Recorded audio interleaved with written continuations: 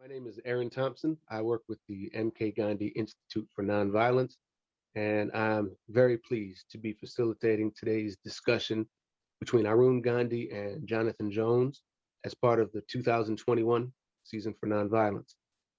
For this and for the next session, Jonathan and Arun will be responding directly to your questions that you have submitted.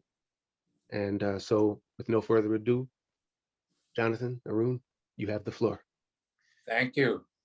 Yes, thank you, Aaron. All right, how is everybody doing? I'm gonna start off.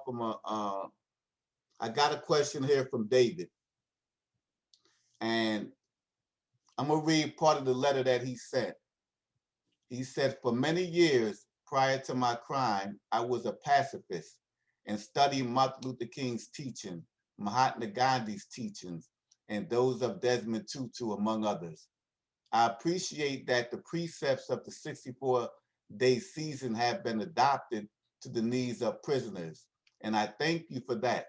However, when Dr. King was assassinated, he was in Memphis supporting sanitation workers on strike, and Mr. Gandhi had as a major policy thrust encouraging Indians to resist British imports of yarn and other goods by making their own. Both men understood that economic injustice stinks as much as any other kind. So I asked, would you consider exchanging one of the 64-day topics for an economic justice focused theme? Thank you."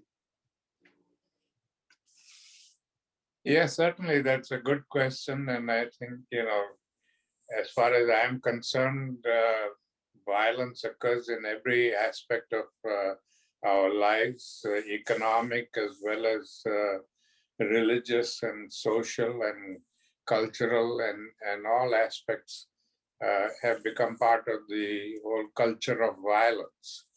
So we can certainly revise the 64 ways and add on some of these aspects that are missing from it. It's something that we will certainly look into and try to work out. Yeah, that was a good question, David. I like that question. It made me think about, you're right, King was in Memphis. He was supporting the Poor People's Campaign. And at that point, what King had believed was that minorities, all poor people, that right there was the next part of the struggle. Voting Rights Act was good. Civil Rights Act that was passed was good. But the next step was economic injustice. And he felt that poor people needed economic security in order for them to realize full equality in America. So that right there was his next struggle. So I agree. I definitely agree that that's something that we could like sit down and consider. But remember, he felt that, or King believed that in order for them to bring that to the attention of the American public, he wanted to do nonviolent direct action. And one thing that the 64 days of nonviolence teaches us is how we could apply nonviolence to our lives. And then once we apply nonviolence to our lives, then if it's that opportunity to participate in a nonviolent movement, we already have some of the tools to do that without becoming violent while we're protesting or while we marching for nonviolence to try to get economic justice. But that right there is a good question. So now the next question is, this is from Stephen. I am very pleased to be a part of this year's season for nonviolence. I'm happy that you joined us, so Stephen. Needless to say, the last 12 months have been mentally and emotionally exhausting for all of us. With that said, my first question this season is as follows. Because of all our physical isolation from others, has resolving conflict been easier or more difficult, and why?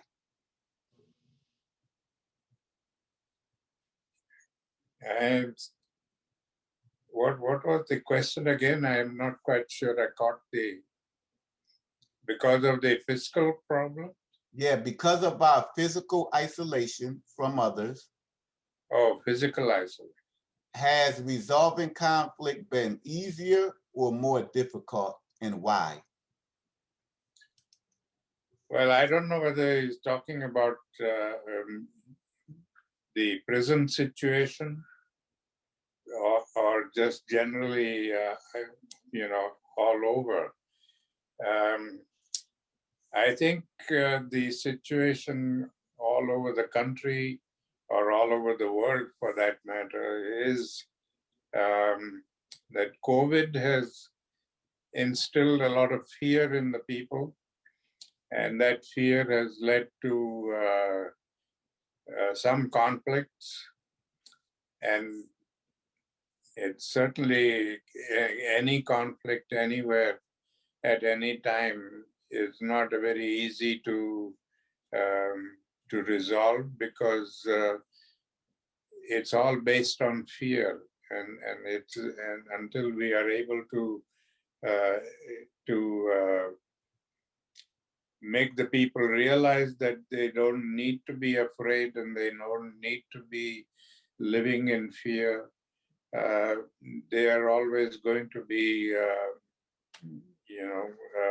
reacting.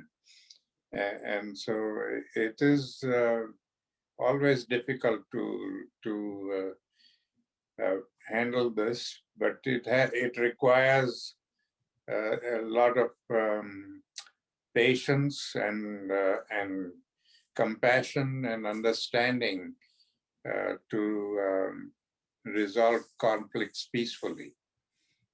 Mm, mm. Yeah, and then I don't know if conflict has escalated, but I believe that as human beings, I mean, we like to connect with other human beings. So I Yeah, mean, when we in like isolation, I mean, when we in isolation, if we by ourselves, I mean, it's like, all right, the only conflict may be internal, internal conflict. Should I just say, the heck with these pandemic restrictions and just do my thing? Or should I keep myself safe and in turn keep others around me safe? But then on the other point, in the room made an excellent point about fear. There's so much information out there about what's going on with the pandemic, who's behind the pandemic, that, yeah, it seems like conflict has escalated. And I believe that that's a good time for like us to remember, our values and our practices and nonviolence to be able to handle conflict in a way that's not going to harm myself and harm others. But yeah, conflict has, I mean, from my perspective, appeared to escalate. But then there's a lot of people that's in conflict situation that's doing the right thing. And by the right thing, I mean that they're handling conflict in a way that doesn't bring, let's say, harm to them, harm to others, harm to their family, and so on and so forth. So I do believe that as a society and as individuals that we are handling conflict that's arising because of fears and misinformation and so on and so forth. I would like to clarify something there about the conflict part of it. I was looking at conflict in a very broader sense, not just the conflict of, physical conflict or violent conflict, but conflict in the sense of all the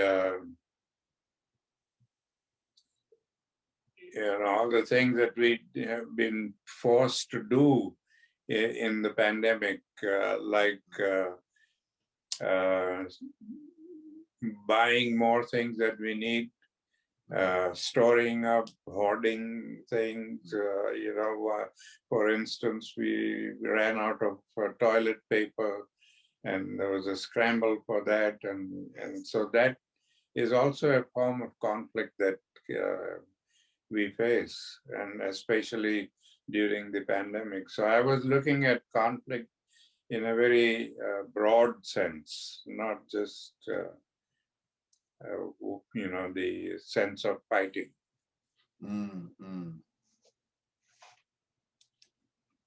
So another question from Michael.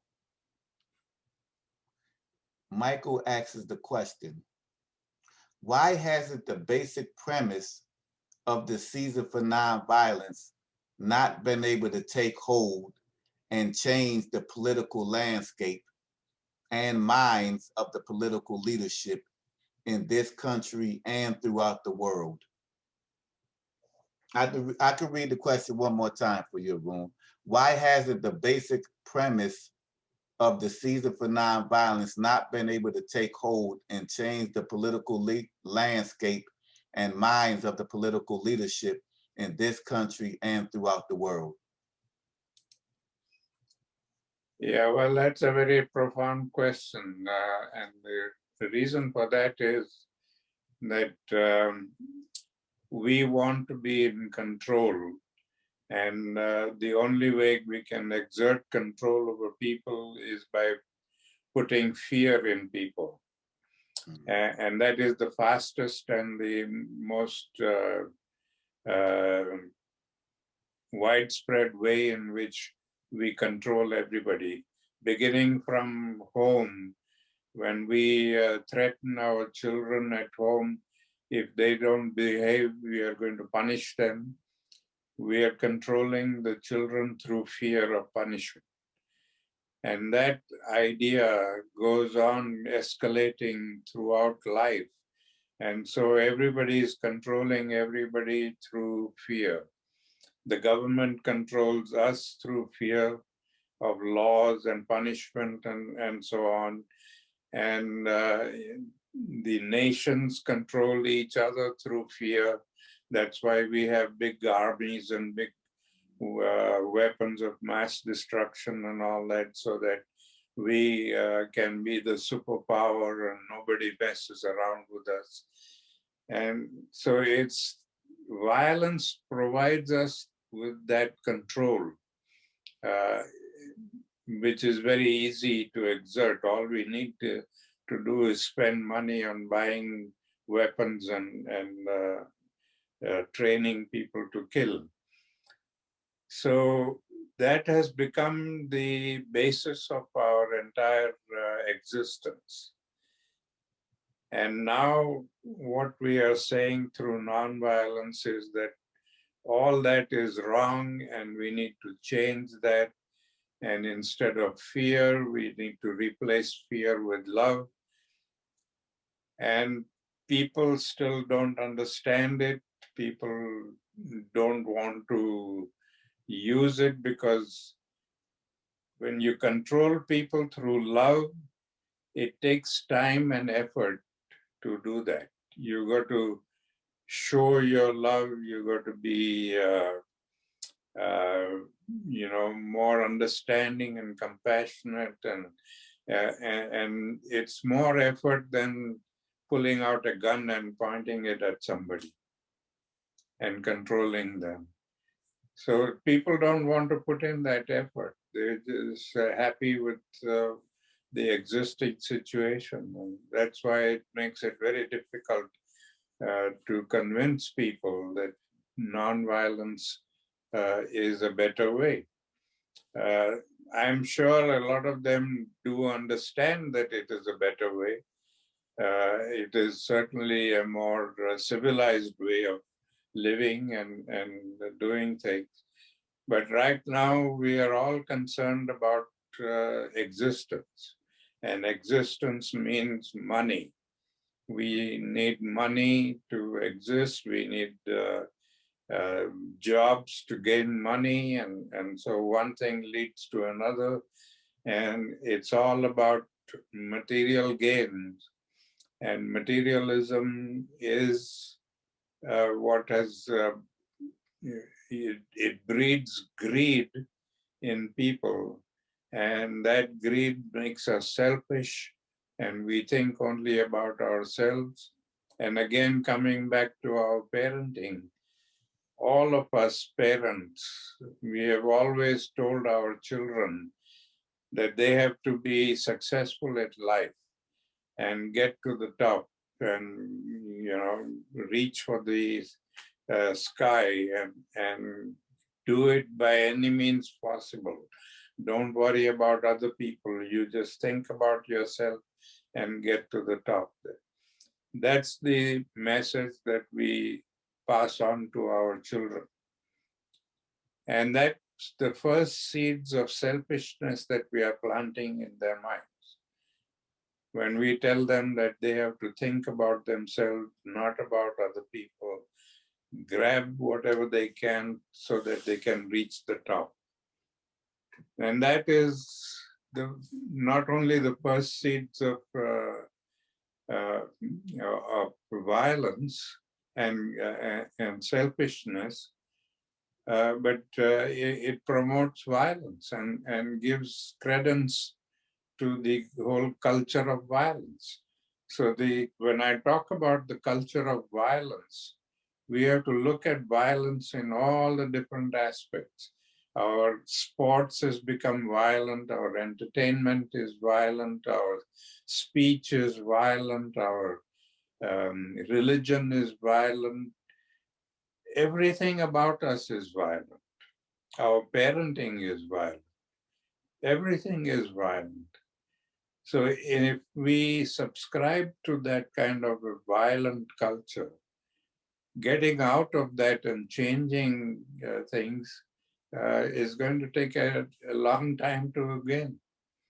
It's not something that you can flip a switch and bring about a change overnight. So, but that change can come only when each one of us is enlightened enough to realize that our way of thinking and our way of behaving is wrong and we need to change. And when we begin the change in ourselves, then change takes place everywhere else. It is the kind of wave that sweeps across and everybody begins to change. But if we don't change, and if each one of us is waiting for the other one to take the first step, nobody takes the step, and so we don't move anywhere. Yes, thank you for that, Arun. The next question. This is from Jeffrey. If a person is very kind, considerate, polite, and civil to others at all times, as demonstrated by his behavior, yet is secretly angry inside, finding hidden joy in another's misfortune, is he living a nonviolent lifestyle? If not, why not? No, he's not living a nonviolent lifestyle, because then he's not really living the kindness and consideration that he's talking about. If he really sincerely is kind and considerate and understanding, then he can't harbor ill feelings for other people. The two don't go together. So either he is not sincere in his beliefs, or he, is not doing it the right way.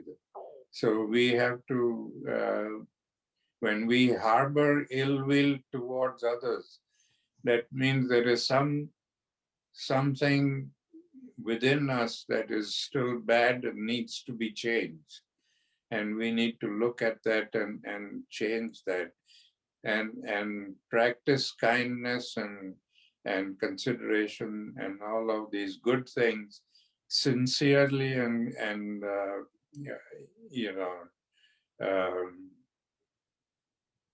fully, not half-heartedness. Yeah, and my first thought about that, it made me think about that person is living non-violence. Something that I spoke about in earlier DVD sessions, but he's not living non-violence is like one word. And one of these 6 principles in Kenyan nonviolence, he talks about avoid internal violence of the spirit and external physical violence. So internal violence of the spirit is when you're harboring, like Arun said, like ill will towards others. I mean, when you're harboring negative thoughts, that right there is internal violence of the spirit. And so that's just something to keep in mind also. And earlier on, I also mentioned that when we talk about nonviolence, we talk about what are you going to do about the nonviolence. First and foremost, the nonviolence in your heart. And so if I'm harboring ill will in the demise of others, and then I'm harboring violence in my heart. And that right there is not living a nonviolent lifestyle. So the next question, and thank you, Jeffrey, for submitting that question. So the next question, we have 15 questions from Damien. Some very good questions, Damien. Thank you for that. We're going to just go through a couple of them, and then we're going to conclude this session right here. The first question is, what could be done to help bridge the divide taking place in America today? What could be done to help bridge the divide taking place in America today? We need to work towards it. We need to acknowledge our weaknesses. We need to acknowledge the fact that we have prejudices and racism. And when we acknowledge that, then we are able to do something to change it. But if we live in denial and say, well, I don't have any prejudices and I don't need to change, then we are not being truthful about it, because every one of us, black, white, brown, or yellow, whatever color we belong to, whatever race we belong to, we all have prejudices. We have, and everything is dual. Prejudices, for instance, there are good prejudices that help us understand what is right and what is wrong, what is good and what is bad, and what we need to do about it. And then there are bad prejudices that are racism and looking down on people and oppressing people. Now, those prejudices need to be eliminated. The bad prejudices need to be eliminated. But the only way you can eliminate is first acknowledging that you have them. If you don't acknowledge them, then you can't really eliminate them. So we need to acknowledge that we have them. As a nation, we need to acknowledge that we have prejudices, we have racism, and many things have been done in race, prejudices and racism. A lot of violence has taken place. All of these things we need to acknowledge publicly, openly, and then begin to make that change. Now, there are some things we have to be very careful about. We passed the civil rights law 70 years ago, and we thought that the civil rights law will bring about integration of society. And today, 70 years later, we find that we are still as far away from integration as we were at that time. And we haven't reached anywhere near integration. Although what the civil rights law has done is enabled people to be in places that they were denied in the past, enable people to enroll in schools and colleges of their choice. It has enabled people to be equal in certain ways.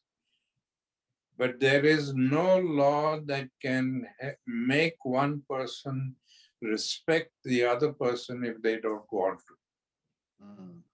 If I don't want to respect you, there is no law that can be passed by anybody that can force me to respect you.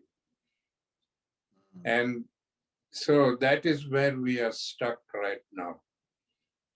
The civil rights law has brought us half of the way, enabled us to be able to use facilities and do all those things. But the second part of the way of reaching the respect for each other, the respect for as a human being, that part is missing. And that part cannot come by law. It can only come by self-realization. When we start learning that we have to look at each other as human beings and respect each other as human beings, whatever our color and shape and thoughts and whatever differences there may be, we are ultimately human beings and we need to respect each other as human beings. And when we reach that stage and start respecting each other that way, then we will have integration of the mind and the spirit. And until then, we will never have integration. We cannot seek integration by aggression.